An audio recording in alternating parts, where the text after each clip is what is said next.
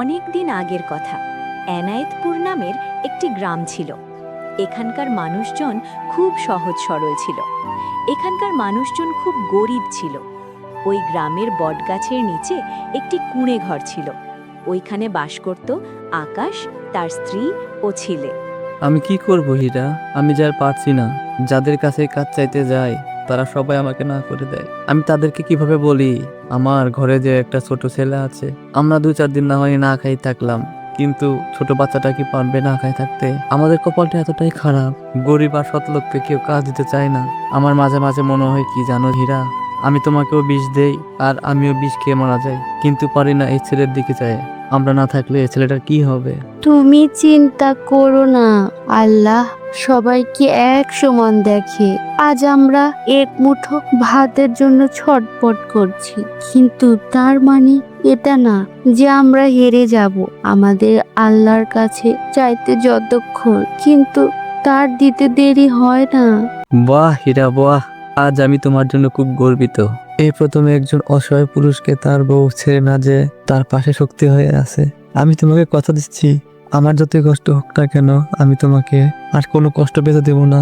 আমি পরিশ্রম করে আমার দারিদ্র্য কাটিয়ে তুলবো। আমি আগামীকাল থেকে আমার কাজ খুঁজবো হীরা। হীরা একজন খুব জ্ঞানী মহিলা ছিলেন। তিনি আকাশের দুর্বলতার সুযোগ না নিয়ে শক্তি দিয়ে মনোবল বাড়িয়ে দিত। পরের দিন সকালে আকাশ কাজের জন্য এক মহাজনের কাছে গেল। মহাজন, আপনার কাছে তো অনেক কাজ আছে, আমাকে একটা কাজ দিবেন? আমার অনেক উপকার হতো। 2 দিন হলে আমার বউ আর বাচ্চা না খেয়ে আছে মহাজন। জায়গায় জায়গায় আমি কাজ খুঁজেছি, কেউ আমাকে কাজ দেয় নাই মহাজন। আমার জন্য না হোক, আমার বাচ্চার জন্য দেন মহাজন, একটা কাজ দেন মহাজন। আমার বাচ্চাটা যে পথে বসে আছে, ওর বাবা কখন খাবার নিয়ে আসবে আর তারা পেট ভরে খাবে? কাজটি যে আমার খুবই দরকার মহাজন। দেখতে পারছো না আমার অনেক কাজের লোক আছে, আমার আর লোক লাগবে না। আমাকে বিরক্ত করো না। তুমি না খেয়ে আছো তা আমি কি করব? না না মহাজন, এভাবে বলবেন না। আমি যদি খালি হাতে ফিরে যাই তাহলে আমার বাচ্চা না খেয়ে থাকবে। আমার বাচ্চাটা যে না খেয়ে মারা যাবে মহাজন। আপনি একটা কাজ দেন, যতই কষ্ট হোক আমি করব। কাজ ছাড়বো না, কাজ ছেড়ে পালাবো না। আপনি আমাকে অল্প কিছু টাকা দিয়েন, যা দিয়ে আমার বাচ্চার ক্ষুধা মিটে যায়। বউ না খেয়ে থাকলে আমার কোনো কষ্টই নেই, কিন্তু আমার বাচ্চার জন্য কষ্ট সহ্য করতে পারবো না। আকাশকে কাঁদতে দেখে মহাজনের একটু মনটা নরম হয়, কিন্তু মহাজন মনে মনে ভাবে, বাহ রে বাহ, আমি যা ভাবতেছিলাম তাই হলো। আকাশের প্রয়োজনের আমি সদ্ব্যবহার করব। সবাই এই কাজের জন্য 5,000 টাকা চাইছিল। এই কাজ যদি আকাশকে দেয় তাহলে ওর বাচ্চার জন্য অল্প টাকাই করে দিবে, তাহলে আমার লাভ হবে। ঠিক আছে আকাশ, তুমি এত করে যখন বলছো তাহলে আমি তোমাকে কাজ দেব। আমার ঘরের সামনে বস্তা ভরা গাড়ি দাঁড়িয়ে আছে, বস্তা আমার গুদাম ঘরে রেখে দিতে পারো, তাহলে আমি তোমাকে এক বেলার খাবার দেব। তাতে তোমার ছেলের ক্ষুধা মিটে যাবে। যদি হয় তাহলে তুমি করতে পারো, কারণ দরকারটা তোমার। মহাজন খুব কৃপণ ও পাষাণ প্রকৃতির লোক, সুযোগের সদ্ব্যবহার করা জানত। আকাশের কাছে এছাড়া অন্য কোনো রাস্তা ছিল না। একদিকে বউ বাচ্চা খিদার যন্ত্রণায় ছটপট করতেছিল, আর অন্যদিকে আকাশের সামনে ট্রাক ভর্তি বস্তা ছিল। যদি আকাশ এই কাজ করে তাহলে বাচ্চার খিদা মেটাতে পারবে। হে আল্লাহ, এ আপনার কেমন বিচার?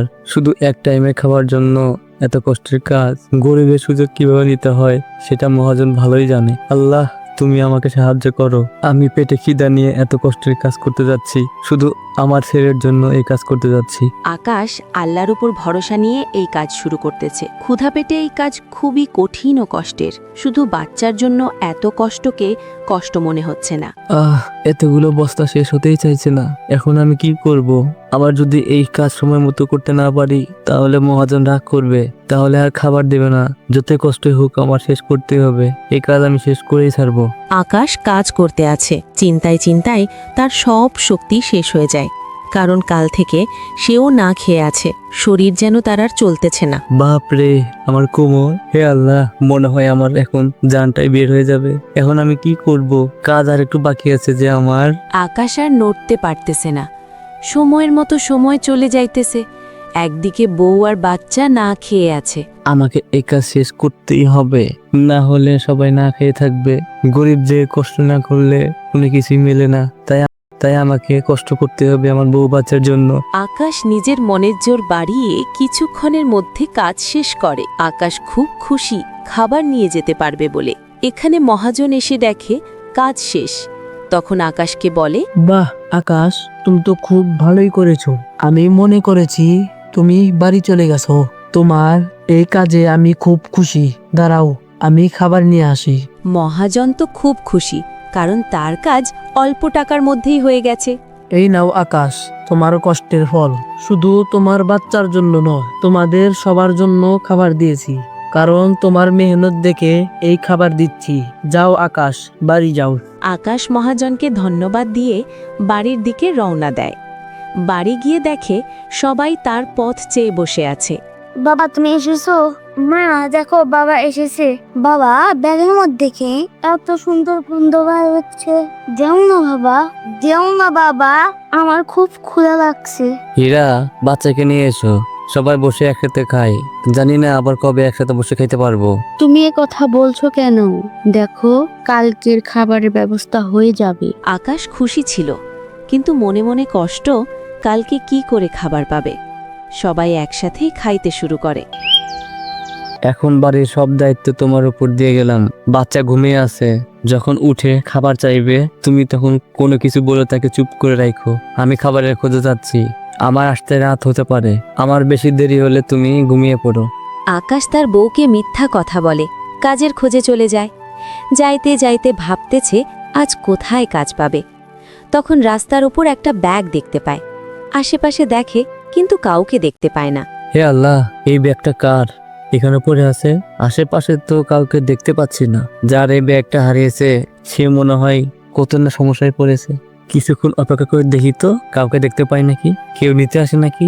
আমি যদি এখন চলে যাই তাহলে অন্য মানুষ এটা নিয়ে চলে যাবে। আকাশ ওইখানে ব্যাগটা নিয়ে বসে থাকে, কিন্তু কাজের জন্য যেতে হবে, তাহলে ব্যাগে কি হবে? রাত চলে আসলো, কিন্তু কেউ ব্যাগ নিতে আসলো না। রাত হতে চললো, কিন্তু এটা কেউ নিতে আসছে না কেন? হে আল্লাহ, এখন আমি কি করব? যার এটা হারিয়েছে সে মনে হয় অনেক কষ্টে আছে। এখন রাত হয়ে গেছে, এটা নিয়ে আমি বাড়ি যাই, কালকে আবার আসবো। আমি আবার অপেক্ষা করবো এখানে এসে। আকাশ ব্যাগটা নিয়ে বাড়ি চলে যায়। বাড়ি যাবার পর হীরা জিজ্ঞেস করে, তোমার আসতে এত দেরি হলো কেন? বাচ্চাকে অনেক কিছু বলে ঘুম পাড়াইছি। কাজের কোনো ব্যবস্থা হলো? খাবার আনতে পেরেছো? এই ব্যাগের ভিতর কি? এর মধ্যে কি আমাদের জন্য খাবার আছে? হীরা, এর মধ্যে কি আমিও জানি না। এই ব্যাগটা আমি রাস্তায় পাইছি, মনে হলো কেউ এটা নিতে আসবে। রাত পর্যন্ত তার জন্য অপেক্ষা করলাম, কিন্তু কেউ এটা নিতে আসে নাই। এটা ওইখানে রেখে আসলে অন্য কেউ নিয়ে যাইতো, আর দিত না, তাই আমি ওটা নিয়ে আসছি। হীরা, সকাল হলেই আমি নিয়ে যাব ওখানে। আমার মনে হয় ব্যাগটা নেওয়ার জন্য কালকে সে আসবে। আমাকে ক্ষমা করে দিও হীরা, এর জন্য আমি কাজটা খুঁজতে যাইনি। আমাকে মাফ করে দিও, আমার জন্য তোমাদের না খাই থাকতে হচ্ছে আজকে। তুমি মাফ চেও না। আমি তো খুশি যে তুমি একজন সৎ ও ভালো মানুষ। সুখ দুঃখ জীবনে আসতেই থাকে। দেখো আল্লাহ একদিন আমাদের দিকে তাকাবে, সেদিন আমাদের আর কোনো দুঃখ কষ্ট থাকবে না। বাবা আপনি এটা কি করেছেন? এই ভুলটা কিভাবে করলেন? 7 দিন পর আমার বিয়ে, এটা যৌতুকের টাকা ছিল। যৌতুক না পেলে বিয়ে হবে না, আপনার সম্মান থাকবে না। আমাকে মাফ করে দে মা, আমার খুব ভুল হয়ে গেছে। আমি সারা রাস্তা খুঁজেছি কিন্তু পাইনি। মহাজনকে কি করে আমি টাকা ফিরিয়ে দেব? বাবা আপনি মনে করার চেষ্টা করেন তো, কোথায় কোথায় গিয়েছিলেন, ব্যাগটা কোথায় রেখে এসেছেন? মা, আমার মনে পড়ে গেছে। মহাজনের কাছ থেকে টাকা নিয়ে আসার সময় রাস্তার গাছের নিচে বসেছিলাম। আমার মনে হয় ওইখানেই পড়েছে। এখন রাত হয়ে গেছে, আজ আর যাব না, কাল সকালে যাব। কোথায় যে পড়েছে পাচ্ছি না খুঁজে। হে আল্লাহ, আমাকে টাকার ব্যাগটা পাইয়ে দাও, তা না হলে আমার মেয়ের বিয়ে হবে না। আরে চাচা, আপনি এখানে কি খুঁজতেছেন? কখন থেকে দেখতেছি এদিক এদিক হাঁটাহাঁটি করতেছেন। কি হয়েছে চাচা? কি বলবো বাবা, কালকে মহাজনের কাছ থেকে টাকার ব্যাগ নিয়ে এইখান দিয়ে যাচ্ছিলাম, কোথায় যে পড়ে গেছে। 7 দিন পর আমার মেয়ের বিয়ে, টাকা না পেলে বিয়ে হবে না। না চাচা, আপনার মেয়ের বিয়ে হবেই। কালকে আমি যখন এই রাস্তাতে যাই তখন এই ব্যাগটা পাইছিলাম, কিন্তু কাউকে না পেয়ে আমি বাড়ি নিয়ে গেছিলাম। এই নেন আপনার ব্যাগ, মেয়েকে ধুমধাম করে বিয়ে দিয়ে দিন। অনেক অনেক ধন্যবাদ বাবা, তুমি যে আমার কত বড় উপকার করলে। আমার জীবনে আমি কখনো এত ভালো মানুষ দেখি নাই। আল্লাহ তোমার ভালো করুক। বাবা ব্যাগ নিয়ে খুশিতে ওইখান থেকে বাড়িতে চলে যায়। আকাশ খুশি ছিল কারণ গরিব মানুষের উপকার করতে পেরে, কিন্তু মনে মনে কষ্ট ছিল কারণ কোনো কাজ পায়নি। বউ বাচ্চা না খেয়েছিল। বটগাছের নিচে বসে আল্লাহর কাছে বলতে থাকে, হে আল্লাহ, আপনি গরিবের মনের কথা কবে শুনবেন? এত মেহনত করতেছি কিন্তু কষ্ট দূর হচ্ছে না কেন? কাল থেকে আমার পরিবার না খেয়ে আছে, কোনো কাজ পাইয়া দেও আল্লাহ। আমি কি একাই সবার উপকার করব? কেউ কি আমার উপকার করবে না? এইরকম চললে আর কিছুদিনের মধ্যে না খেয়ে মরে যাব। কোনো রাস্তা দেখাও আল্লাহ। আকাশ এই সব কথা আল্লাহকে বলতেছে, তখন ওইখান দিয়ে এক ধনী ব্যবসায়ী ট্রাক ভর্তি মালামাল নিয়ে যাচ্ছিল। হঠাৎ রাস্তার গর্তে তার গাড়ি আটকে গেল। ওজন বেশি হওয়ার কারণে কোনোভাবেই গাড়ি চলছে পারতেছে না। হে আল্লাহ, আমি এখন কি করি? এখানে আশেপাশে তো কাউকে দেখতে পাচ্ছি না। আমাকে তাড়াতাড়ি শহরে যেতে হবে। তখন আকাশের চোখ পড়ে মহাজনের উপর। আকাশ কাছে যেয়ে দেখে গাড়ির চাকা গর্তে আটকে গেছে। তখন গাড়ি থেকে মহাজন নেমে এদিক ওদিক খুঁজে থাকে। দেখো ভাই, আমার গাড়ি গর্তে পড়ে গেছে। তাড়াতাড়ি শহরে যেতে হবে। তুমি যদি আমাকে সাহায্য করো তাহলে আমি তোমাকে 1000 টাকা দিব। দেরি করো না ভাই, আমার কাছে সময় কম। আকাশ তখন মনে মনে খুব খুশি।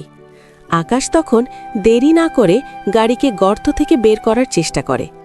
গাড়ির ওজন বেশি হওয়ার কারণে পারতেছিল না, এবং বউ বাচ্চার কথা মনে করে সে বারবার চেষ্টা করতেছে এবং সফল হয়। বারবার চেষ্টা করে সফল হয়। তুমি আজকে আমাকে বাঁচালে। এই মালামাল সময় মতো পৌঁছে না দিলে আমার বড় ক্ষতি হয়ে যেত। এখন আমি খুব তাড়াইয়ের মধ্যে আছি। এই নাও তোমার 1000 টাকা। পরে এসে তোমার সাথে কথা বলতেছি। আকাশ খুব খুশি হয়, মনে মনে ভাবে এবং বিশ্বাস করে আল্লাহ দেয়, দেরিতে দেয়, কিন্তু দেয় বস্তা ভরে, এবং শুকরিয়া করে।